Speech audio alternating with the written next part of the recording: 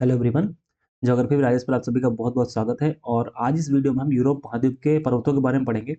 इसके पहले मैंने एशिया महाद्वीप कंप्लीट कर दिया है और इसके साथ-साथ में यूरोप महाद्वीप में हमने कुछ चीज़ें पढ़ी हैं जिसमें जैसे कि इसका इंट्रोडक्शन, पॉलिटिकल मैप के हमने 2 पार्ट बनाए थे। फिर इसके बाद हमने आपको बताया था कि सी एंड गल्फ का मतलब है कि यूरोप महाद्वीप के आस-पास में कौन से सी हैं, कौन से गल्फ हैं और वहाँ पर कौन-कौन सी जलसंधियाँ हैं, इसके बारे में हमने देखा था। तो यूरोप महाद्वीप में भी हमने 4 वीडियो आपको प्रोवाइड कराया है। जिन लोगों ने नहीं देखा है, पहले उसको देख लीजिए, फिर इस वीडियो को देखिए। आज के वीडियो में हम माउंटेन कवर करने वाले हैं कि यूरोप महाद्वीप में कौन-कौन से पर्वत हैं, उनकी कौन-कौन सी चोटी हैं, उनकी विशेषताएँ क्या हैं। इसके बाद हम प्लेट्यू पढ़ेंगे, फिर रिवर्स पढ़ेंगे, तो इसी सीक्वेंस में मैंने जब यूरोप महाद्वीप शुरू किया था, तो वहाँ पे हमने बताया था किस सीक्वेंस में पढ़ा होगा। तो आज इस यूरोप महाद्वीप का 5वां वीडियो होगा, छठा वीडियो होगा, जिसमें हमने पॉलिटिकल में पार्ट 1, पार्ट 2 बनाया था। तो इस सीरीज़ में छठा वीडियो है और 5वां टॉपिक है। 5वां टॉपिक कौन-सा है? माउंटेन। तो चलिए शुरू करते हैं जो यूरोप के पर्वत हैं, उनके बारे में। तो सबसे पहले समझते हैं यूरोप महाद्वीप में कौन-कौन से पर्वत हैं। तो यूरोप में अगर आप देखेंगे यहाँ पर, तो कई पर्वत मिल जाएँगे, जिसमें पर्वत में एक तो आपको मिल जाएगा नवीन वलित पर्वत मिल जाएगा, नवीन वलित पर्वत, जैसे एग्ज़ाम्पल में आप जानते होंगे कि आल्प्स पर्वत, कौन-सा पर्वत है? आल्प्स पर्वत, ठीक है? नवीन वलित पर्वत कौन से हैं? जो आज भी बन रहे हैं और इसी यूरोप में ब्लॉक माउंटेन भी मिल जाएगा, ब्लॉक पर्वत भी मिल जाएगा, ब्लॉक पर्वत भी मिल जाएगा। तो यहाँ पर कह सकते हैं कि कई प्रकार के पर्वत, कई बहुत सारे पर्वत कई प्रकार के। तो हम एक तरफ से शुरू करते हैं कौन-सा पर्वत पढ़ना है। तो सबसे पहले अगर आपको याद होगा, मैंने जो पढ़ा बताया था आपको कि यूरोप और एशिया को अलग करने वाला एक पर्वत है। कौन है? तो यूरोप और एशिया को अलग करने वाला पर्वत कौन-सा है? इसका नाम है यूराल पर्वत। यूराल पर्वत एक ऐसा पर्वत है जो यूरोप को एशिया से अलग करता है। इसको मैंने आपको मैप पर दिखाया था। एक बार फिर से आपको दिखा देता हूँ यूरोप और एशिया को अलग करने वाला जो पर्वत है। आप यहाँ पर देख सकते हैं, ये है यूराल माउंटेन। यानी कि इधर एशिया है यहाँ पर एशिया है और इसके पश्चिम में क्या है? यहाँ पर यूरोप है। तो यूरोप और एशिया को अलग करने वाला जो पर्वत है वो कौन-सा है? यूराल पर्वत है, ठीक है? और यहीं से एक नदी निकलती है, इसका क्या नाम है? यूराल नदी और अपना मुहाना कहाँ बनाती है? एक कैस्पियन सी में अपना मुहाना बनाती है। जब मैंने यूरोप पढ़ाया था तब भी मैंने बताया था इसके बारे में और जब मैंने एशिया पढ़ाया था तब भी मैंने इसके बारे में बताया था। तो यहाँ पर पहला एक पर्वत यूरोप में कौन-सा देखेंगे? यूराल पर्वत किसके बीच में है? तो यूरोप और एशिया के बीच में सीमा बनाता है। ठीक है? दूसरे पर्वत की बात मैंने पहले की थी, उसमें कौन था? Caucasus mountain. कौन-सा माउंटेन है यहाँ पर? Caucasus mountain. तो सबसे पहला इंपॉर्टेंट ये है कि ये जो माउंटेन है, ये किन 2 सागर के बीच में कॉकेसस माउंटेन, कॉकेसस जो पर्वत है, किन 2 सागर के बीच में है? एक तो ब्लैक सी यानी काला सागर, दूसरा कौन-सा है? कैस्पियन सी मतलब कैस्पियन सागर और काला सागर के बीच में। और इसकी चोटी है, उसका नाम क्या है? Mount Elbrus. चोटी का नाम क्या है? माउंट एल्ब्रस किसकी चोटी है? तो कॉकेसस पर्वत की चोटी है। अब सबसे इम्पोर्टेंट बात ये है कि पूरे यूरोप में मतलब यूरोप महाद्वीप की सबसे जो ऊँची चोटी है उसका नाम क्या है? माउंट एल्ब्रस उसका नाम है और कहाँ पर है? काकेशस पर्वत पे। तो 2 बातें मैं तुमको आपको मैंने बताई। पहली बात मैंने बताई कि काकेशस जो माउंटेन है वो किन 2 सागरों के बीच में पड़ता है? ब्लैक सी और कैस्पियन सी के बीच में पड़ता है। दूसरी बात मैंने आपको बताई कि जो माउंट एल्ब्रस है वो किसकी चोटी है, किसकी पीक है? वो है काकेशस माउंटेन की। अब तीसरा एक इम्पोर्टेंट सवाल ये है कि जो काकेशस माउंटेन आपको दिखाई दे रहा होगा, ये किन देशों में है? मतलब कि किन देशों के बीच में पड़ता है? तो सबसे पहले समझते हैं कि किन देशों में पड़ता है। तो नंबर 1 पर है रूस, किस पे आता है? इधर देखेंगे आप रूस, फिर कौन-सा है देश? अर्मेनिया, अज़रबैजान,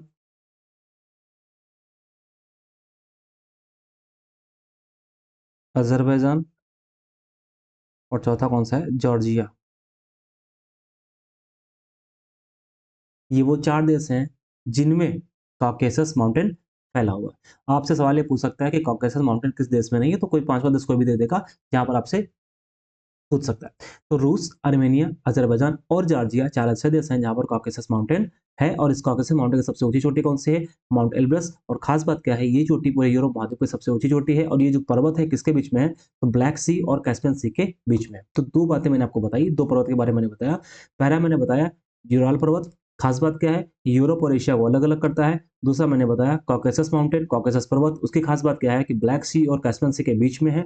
इसकी जो चोटी है माउंट एल्ब्रस वो यूरोप की सबसे ऊँची चोटी है और ये जो माउंटेन है, कॉकेसस माउंटेन है, किन देशों के बीच में है? तो रूस, आर्मेनिया, अज़रबैजान और जॉर्जिया के बीच में।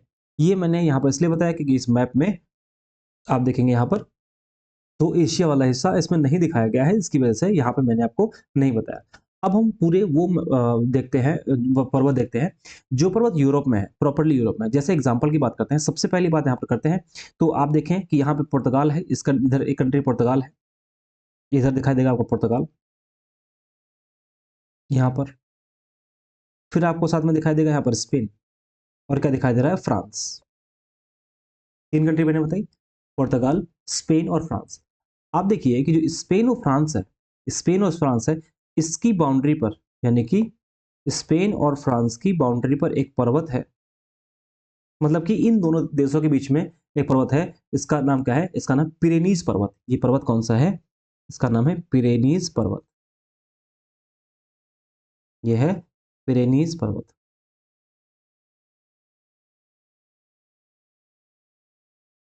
ये है पिरेनीज़ पर्वत। पहली इंपॉर्टेंट बात कि फ्रांस और स्पेन के बीच में कौन-सा पर्वत है? तो पिरेनीज़ पर्वत। क्लियर हो गया यहाँ तक की बात? इसके आगे अगर आप बढ़ेंगे तो यहाँ पर देखेंगे कि यहाँ पर फ्रांस के बाद में जर्मनी पड़ता है। मैंने आपको पॉलिटिकल मैप पढ़ाया था, वहाँ पे मैंने समझाया था कि आस-पास में किसी देश के आस-पास में कौन-सी कंट्री है। जिन लोगों ने उसको नहीं देखा, एक बार ज़रूर देख लीजिएगा क्योंकि अगर पॉलिटिकल मैप क्लियर होगा, तो ही आपको फिज़िकल चीज़ें अच्छे से समझ में आएँगी, ठीक है? तो फ्रांस के बाद मैंने आपको बताया था कि यहाँ पर जर्मनी है, ठीक है? अब आप देखेंगे फ्रांस और जर्मनी के बीच में एक पर्वत है और एक जर्मनी पर्वत है। जर्मनी में कौन-सा अगर माउंटेन देखेंगे तो यहाँ पर आपको देखने को मिलेगा माउंटेन इस जगह पर, यहाँ पर, इस जगह पर, यहाँ पर दिख दिखाई दे रहा है आपको? और एक यहाँ पर मिलेगा इस तरीके से। तो जो पहले मैंने बनाया था ये है ब्लैक फॉरेस्ट। ये कौन-सा पर्वत है? इसका नाम है ब्लैक फॉरेस्ट। ब्लैक फॉरेस्ट कहाँ पर है? जर्मनी में। और यहाँ पर जो फ्रांस और जर्मनी के बीच में देख रहे हैं आप, ये कौन-सा है? ये वासजेस पर्वत है। कौन-सा है? वासजेज पर्वत। फ्रांस और जर्मनी के बीच में वासजेस पर्वत है और जर्मनी में कौन-सा है? ब्लैक फॉरेस्ट है। दोनों अगर इन पर्वतों की बात करेंगे, तो दोनों पर्वत किस टाइप के पर्वत हैं? तो ये एक ब्लॉक पर्वत है, ब्लॉक माउंटेन है। ब्लॉक पर्वत है और अगर वाजेस पर्वत की बात करेंगे तो ये भी ब्लॉक पर्वत, ब्लॉक माउंटेन। तो दोनों कैसे माउंटेन है? ब्लॉक माउंटेन, ब्लॉक पर्वत है। तो अब तक हमने आपको कितने पर्वत बताए? 5 मैंने पर्वत बताए। एक पर्वत कौन-सा बताया मैंने? पहला मैंने आपको बताया यूराल पर्वत मैंने बताया। दूसरा पर्वत कौन-सा था? तो कॉकेसस पर्वत। तीसरा मैंने कौन-सा आपको बताया? तो पिरेनीज पर्वत। चौथा चौथा पर्वत कौन-सा है? चौथा पर्वत कौन-सा मैंने बताया? Vosges, Vosges. और पाँचवा कौन-सा है? तो बताया मैंने ब्लैक फॉरेस्ट, ब्लैक फॉरेस्ट पर्वत। बात समझ में आ गई इतनी? यहाँ तक बात क्लियर है, ठीक है? तो ब्लैक फॉरेस्ट कहाँ पर है? जर्मनी में है। वाजेस कहाँ है? जर्मनी और फ्रांस के बीच में है। और पिरेनीज कहाँ पर है? पिरेनीज जो माउंटेन है वो कहाँ है? स्पेन और फ्रांस के बीच में। यूराल पर्वत कहाँ है? यूरोप और एशिया को अलग करता है। और कॉकेसस पर्वत कहाँ है? कॉकेसस माउंटेन कहाँ है? तो रूस, अज़रबैजान, जॉर्जिया के साथ में कहाँ पर है? आर्मेनिया में। बात यहाँ तक की आपको समझ में आ गई। अब हम क्या करते हैं? बाकी बचे हुए पर्वतों को पढ़ते हैं। तो यहाँ पर आपको एक दिखाई दे रहा होगा, इटली देश दिखाई दे रहा होगा। ये जो इटली देश है, इस इटली देश में एक पर्वत है यहाँ पर, इस तरीके से। यहाँ पर दिखाई दे रहा है एक पर्वत देश, ये पर्वत है, ठीक है? उसके बाद आप देखेंगे तो एक पर्वत यहाँ पर दिखाई देगा इस जगह पर, दूसरा इस पे देखेंगे पर्वत, तीसरा यहाँ पर देखेंगे, ठीक है? 4 पर्वत की मैंने बात की। इटली में 4 पर्वत, एक जो मैंने लंबा-लंबा सा पर्वत बनाया हुआ है, इसका नाम क्या है? इसका नाम है एपेनाइन। इसका नाम क्या है इस पर्वत का? अपेनाइन।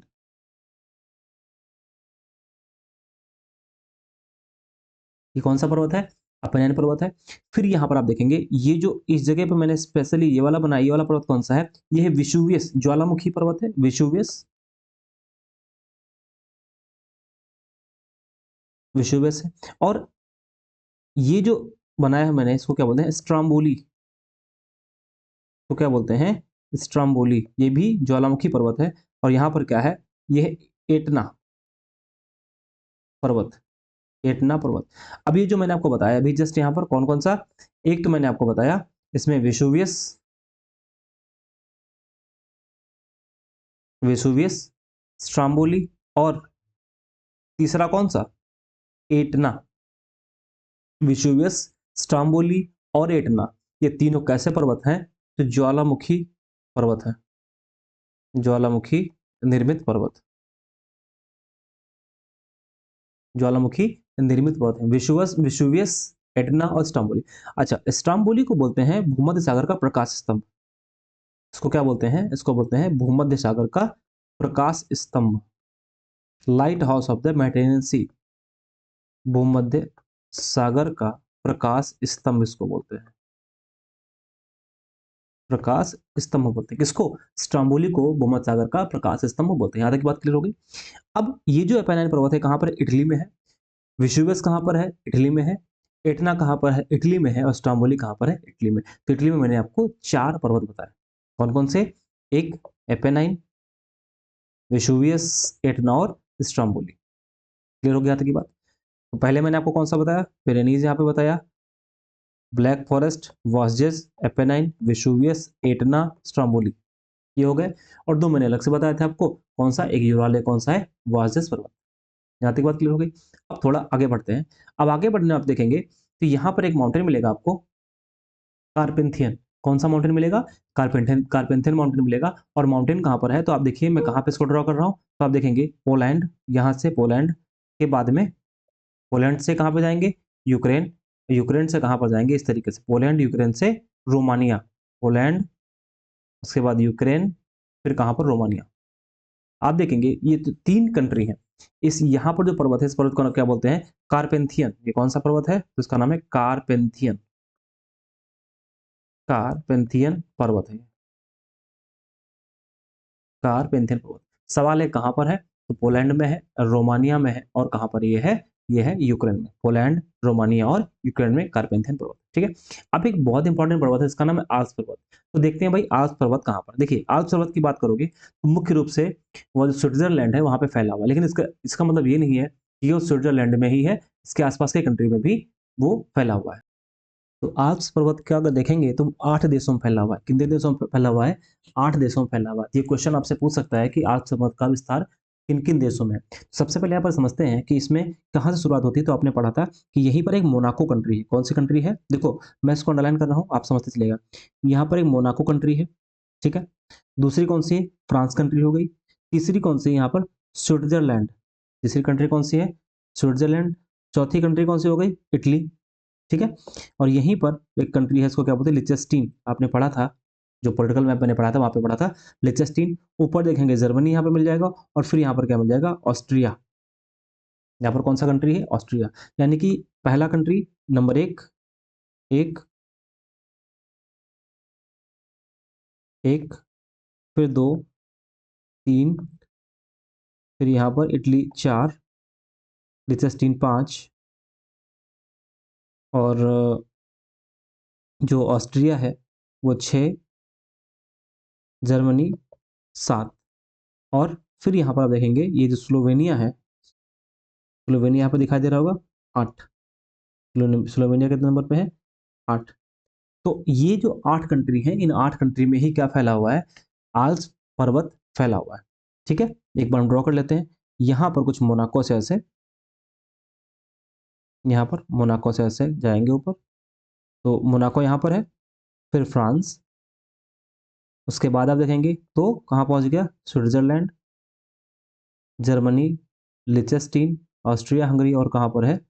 अब इटली होते हुए ऑस्ट्रिया हंगरी से कहाँ पर है? स्लोवेनिया। इसको क्या बोलेंगे? ये कौन सा पर्वत है? ये है आल्प्स पर्वत, ये है आल्प्स पर्वत।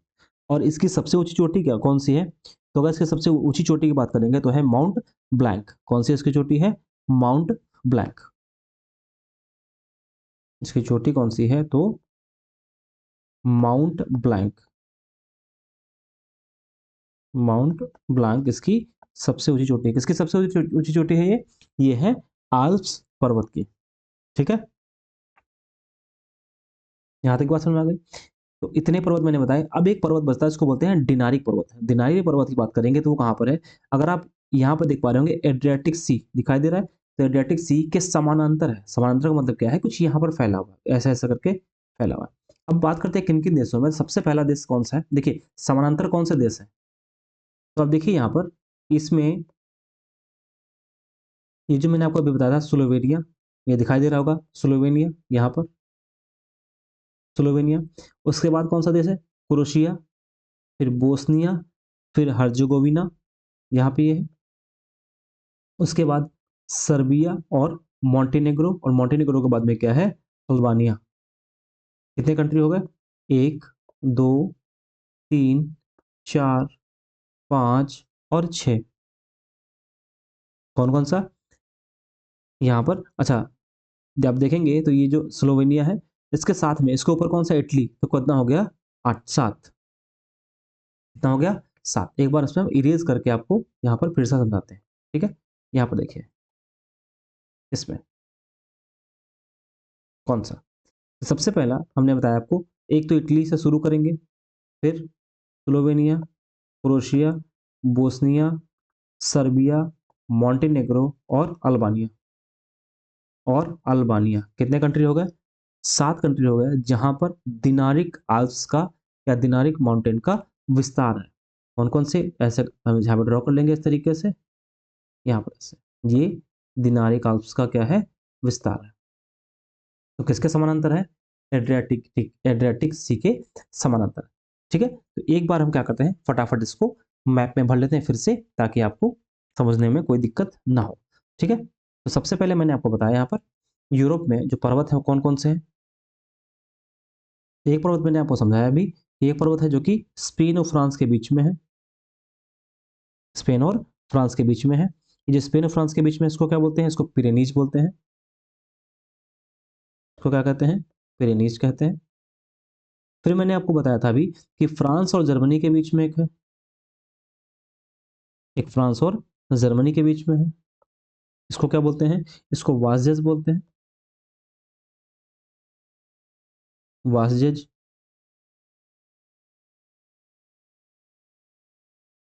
वासजेज बोलते हैं।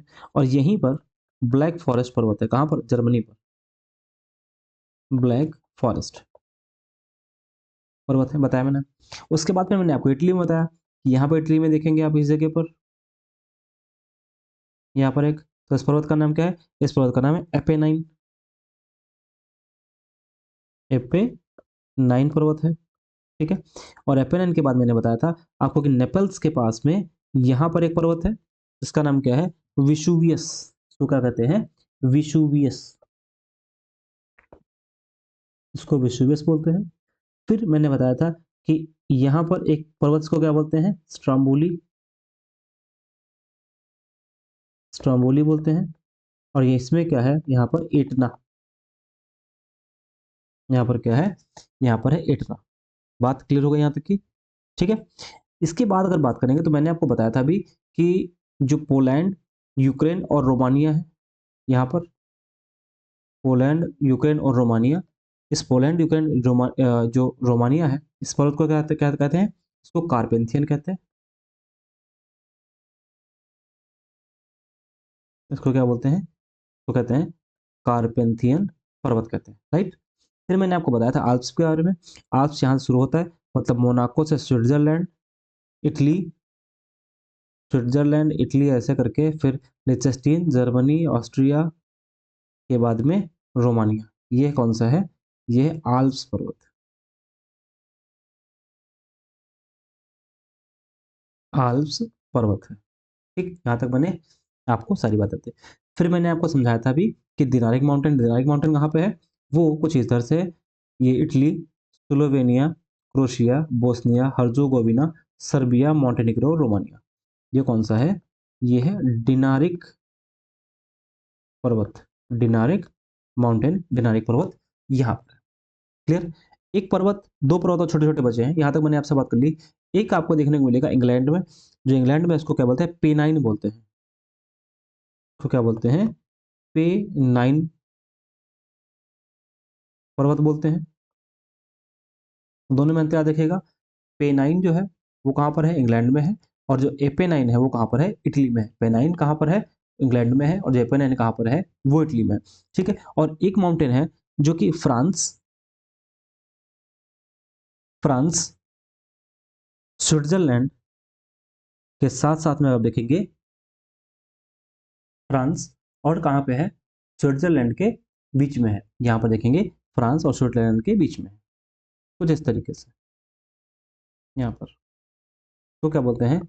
इसको बोलते हैं जूरा पर्वत, जूरा माउंटेन। ठीक है? ये आपके यूरोप महाद्वीप के पर्वत थे, जो कि एग्जाम के लिए इंपॉर्टेंट है। ठीक है?